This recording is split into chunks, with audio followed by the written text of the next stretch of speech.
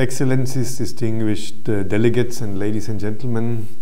thank you very much for inviting me to present or give an input to the open-ended working group of the Human Rights Council on the development of or the discussion of a declaration on peasants' rights. I have been invited because I have gathered a lot of experience in the last decades related to the implementation of the right to adequate food. I was engaged in the negotiations of the voluntary guidelines on the right to food, which has been adopted in the FAO Council in 2004 unanimously. It's important to recall this, and also in the latest years on the negotiations of the voluntary guidelines for responsible governance of tenure of land, forest and fisheries, which has been adopted last year in May, also in the Committee of Food Security of World Food Security in the FAO building. I think both standards, the voluntary guidelines on the right to food and the voluntary guidelines on responsible governance of tenure, are extremely important standards or background documents for the development of a declaration of peasants' rights. And they can help us in understanding what is at stake, and they should also be important references or reference documents for the further process. Let me start my short presentation by referring to some background information which I think are important and explain and can help to answer the question, do we need and why we need a UN declaration on the rights of peasants and other people working in rural areas. I think important to note is that the issue of rural development and agricultural development has been an extremely forgotten policy area in the last years. It is not only that the member states of the African Union decided in 2003 to use 10% of their national budgets for agricultural development, but only 10 states or even less have achieved that objective now 10 years later. It's also that bilateral and multilateral development aid has had a different focus in the 80s and 90s. More than 20% of the aid was going into the area of rural development. Only 3.5 were left in the middle of the last decade. So it has been really a de-interest in the area of rural development, which also led to the situation that many important public investments in rural areas has been not done. There has been not really good investments in having a land cadastre system. There is often very difficulties for smallholder producers to get products to be sold on the markets, to have relevant weather information, to have access to veterinary information system or support systems. Any form of agricultural extension services has been reduced in many countries. So all in all, it has been a very weak development for infrastructure and institutions in rural areas, which led to the situation that it is very difficult for smallholder farmers to survive from agriculture. And it's one of the reasons why we can explain that hunger is so persistent in rural areas, because rural producers often cannot make an income from what they do. And this is linked, or one can summarize it by saying it's in a form of a marginalization of rural areas which has happened, or particularly of people which live in rural areas. Still, it's 80% of, around 80% of those who are hungry live in rural areas. Half of them are smallholder farmers and families who live below 1.5 hectares often and cannot get an income sufficient. Another 22% are landless laborers who often don't have a job through the whole year, but only seasonal labor for several months. So in that circumstances where we have extremely weak or vulnerable groups which are living in these rural areas, the neglect of rural development and agricultural policies in many countries is an important cause for the weakness and marginalization of these groups affected. Therefore, it is worthwhile thinking about how these groups living in rural areas, who could gain a potential income in rural areas, can be strengthened and can be supported in future better. And therefore, it's probably very relevant now to think about how maybe with a new legal instrument or international instrument, such as a declaration on peasants' rights, it could be worthwhile thinking about how these forms of discrimination and marginalization, which are at the back of the situation of many of the people living in these areas, can be improved. One of the reasons why there has been so few interest in rural areas has been the reason that a lot of surpluses from developed countries like the European Union and the US were sold on markets, on the international markets, for the last 3-4 decades to with subsidized or with subsidies. So that led to a decrease in world market prices, a trend which were dominating the 80s, the 90s, and also the beginning of this century. But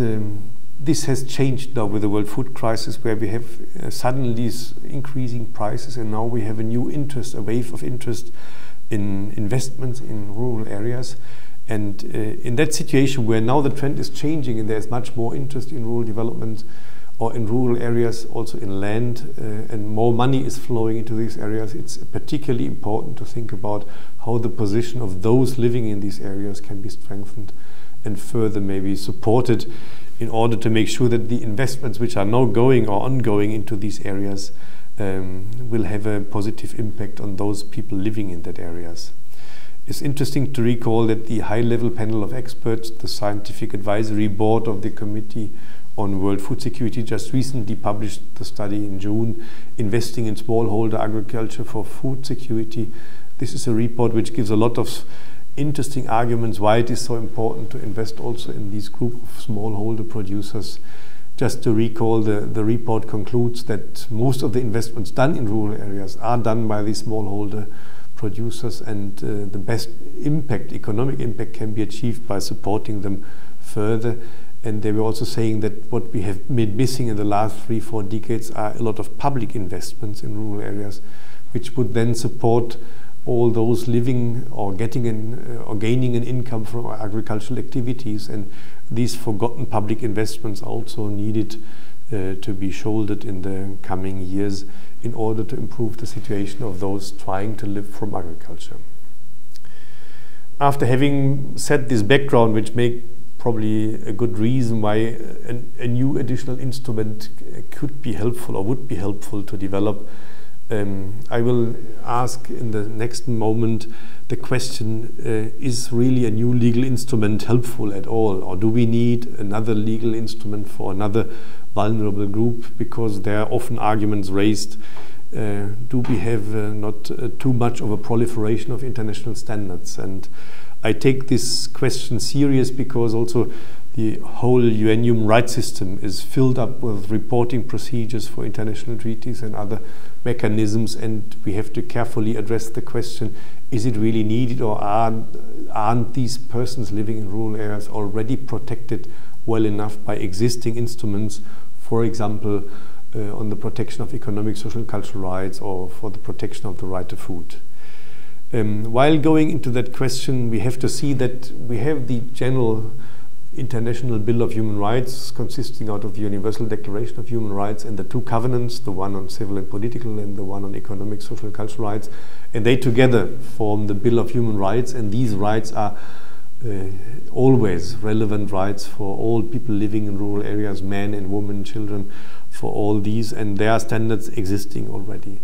But by going into more systematically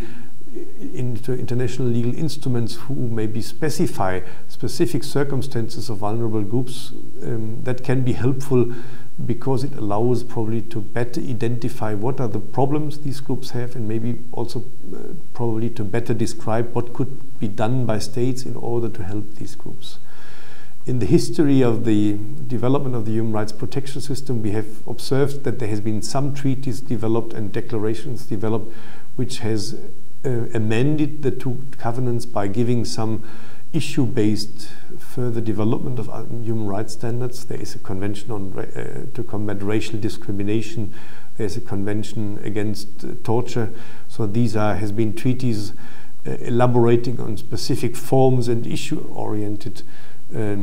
needs to specify the human rights protection system. But then there are also several instruments which deals with specific vulnerable groups. The oldest one is the Convention Against All Forms of Discrimination Against Women. Then there is the Child Rights Convention, the Convention on Rights of Migrant Workers. There is the Convention on People with Disabilities. And also, for example, the declaration, the United Nations Declaration on Indigenous Peoples' Rights. So there is a history of instruments which looks into the specific situation of these vulnerable groups And there is a particularly merit in doing so, because they all has contributed much broader to the understanding of human rights than thought in advance. One can say, well, these groups are all covered by the two basic treaties, but by going into the details describing what are particularly forms of discrimination, of disadvantages, of problematic state policies or states' acts or omissions which might hurt these groups, I think there is an increasing understanding of how the human rights protection system should work, particularly also for vulnerable groups.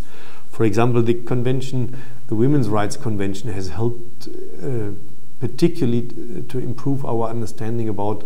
facts which are discriminating, to understand what are affirmative action, when a state should really support groups which has historically been neglected in order to get them the same chances as other people in the society might have. The Children's Rights Convention have trained us a lot in understanding how to guarantee the participation of groups who are not so automatically elaborate and outspoken as other groups in the society, to make sure that these groups are not overseen in policy making, in decision making, that their particularly concerns of being dependent from others are particularly taken care of. The Convention on Rights of People with Disability has trained us to understand that barriers in societies are often hindering people to participate or to be included in the society. It's not only the people who are by nature excluded from the society, it's the society who makes them feeling excluded. So the understanding of these connotations, what needs inclusion, what is discrimination, what is participation, has been particularly sharpened by these specific or specialized conventions, and they have helped to understand also the interpretation of the Covenant on Civil and Political Rights and also the Covenant on Economic, Social and Cultural Rights. I think at the same instance,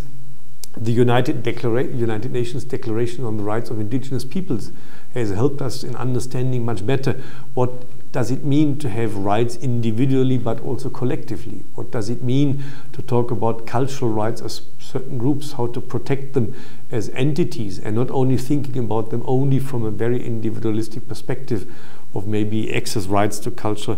but having the whole package, understanding how indigenous communities has defined their living circumstances, their access to land, their understanding of the holiness of the entire area in which they are living, their understanding of sustainable use of resources. All this has been particularly sharpened by developing a UN declaration, which then needs to agree on certain terms. It needs to negotiate the understanding of it, and it has helped dramatically. In that sense, I fully support the idea of development of a declaration on rights of peasants, because it will help to understand their specific problems, the hidden forms of discrimination they are facing, and it will make the response to these problems much more sensitive to their particular concerns, and will help us in understanding much better what happens in rural areas, and will make the overall human rights response much more sensitive, and will strengthen these groups also in their own self-esteem and in their own self-understanding.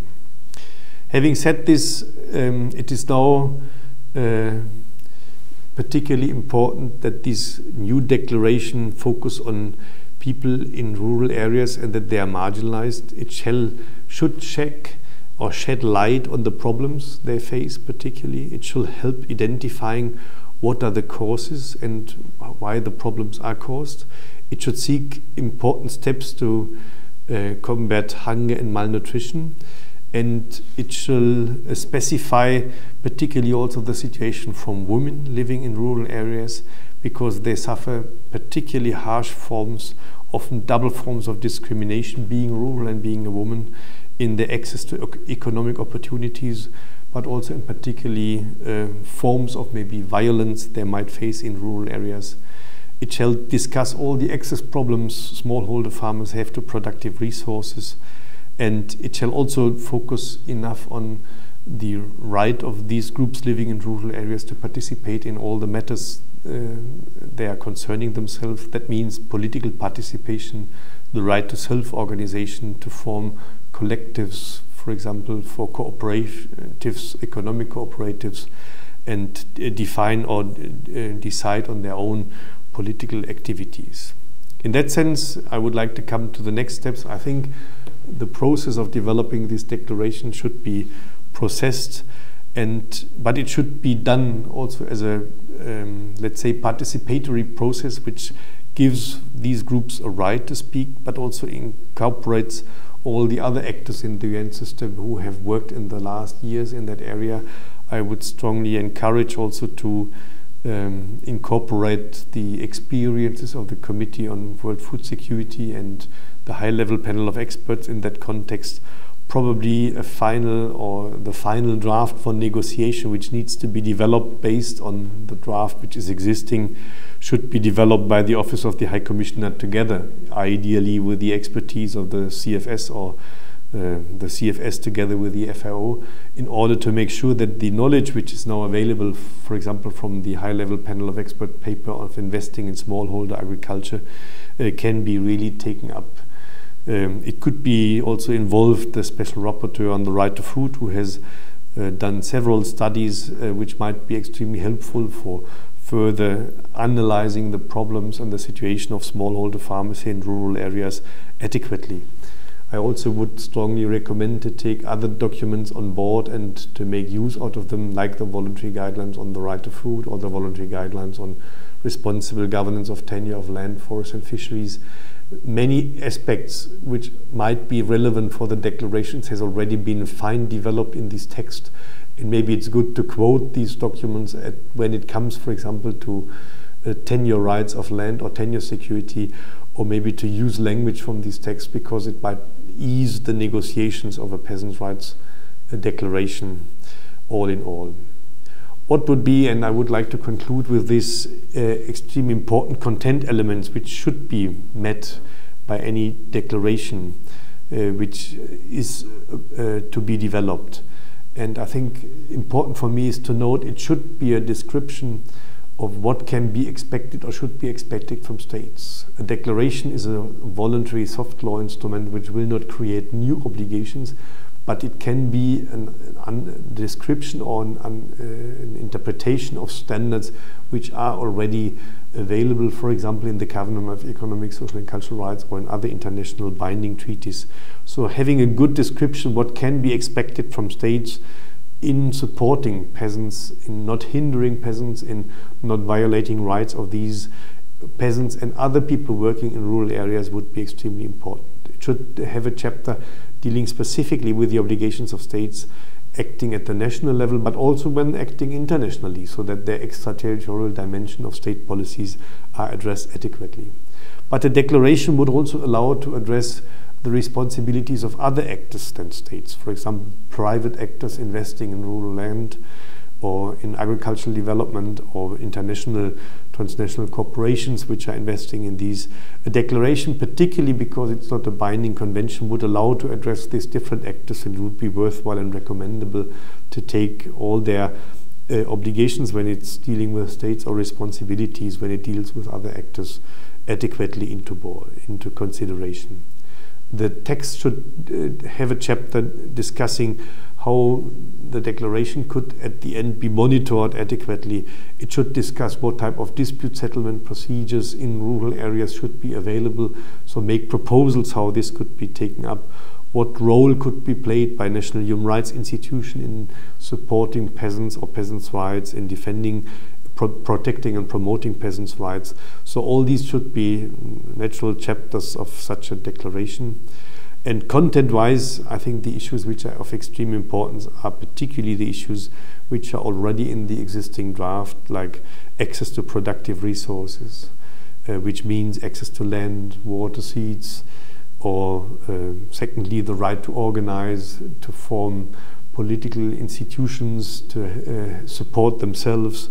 or the area of overcoming systematic discriminations which might be in rural areas, overcoming the total neglect of rural areas, particularly also in public investments, particularly the issue of accessing more public investments and guiding them is an extremely important chapter, and discussing how enabling conditions can be created so that people who try to make an income from agriculture in rural areas, not on a large scale, can have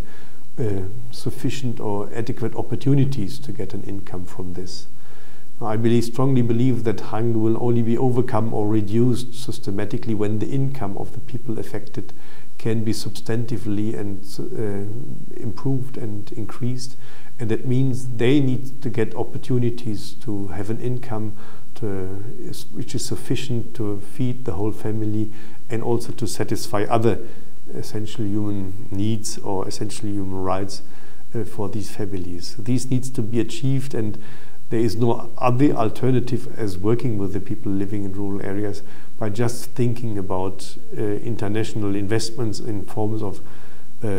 much money flowing into areas and producing more. That will not help us, because hunger is not and foremost a production problem. It's an access issues, and it's particularly an income issue. So that needs to be overcome. Strengthening peasants' rights can also help to increase the self-esteem of people living in that area, getting them a stronger societal and political position, which is urgently needed in order to combat also that more and more people are fleeing the rural areas. One of the studies I read from the FAO is indicating that we will have in the next 20 years around 1.5 billion people worldwide urbanizing. It shows the trend, how fast the trend is, that people leave rural areas and start to look for any form of income or place to live in rural areas. This is a dramatic and not to underestimate problem, and it shows also the need to take the support for rural development and the people living in that areas extremely as one of the core areas of activity for the post-2015 activities, and this needs to be really moved. I think any declaration particularly pinpointing and highlighting the rights of people living in that area, the rights of people producing from land, men and women, and also those who are living or earning a wage income in rural areas, will be particularly helpful to sensitize ourselves, to sensitize government policy makers, and to sensitize also other actors in rural areas in order to overcome the current forms of discrimination and marginalization of these groups, and can be a helpful endeavor. I hope in this sense that this week's open-ended working group will give a lot of impetus to the overall process, find ways that the process can be strengthened in the coming month and years, and 1 or 2 years, and that on the basis of the documents I have mentioned, it will be able to work on the existing draft, but improve it, extend it, and find a negotiable basis for which can then finally be adopted as a UN Declaration of Peasants' Rights. Thanks a lot, and I wish you good negotiations in this week. Thanks. Bye.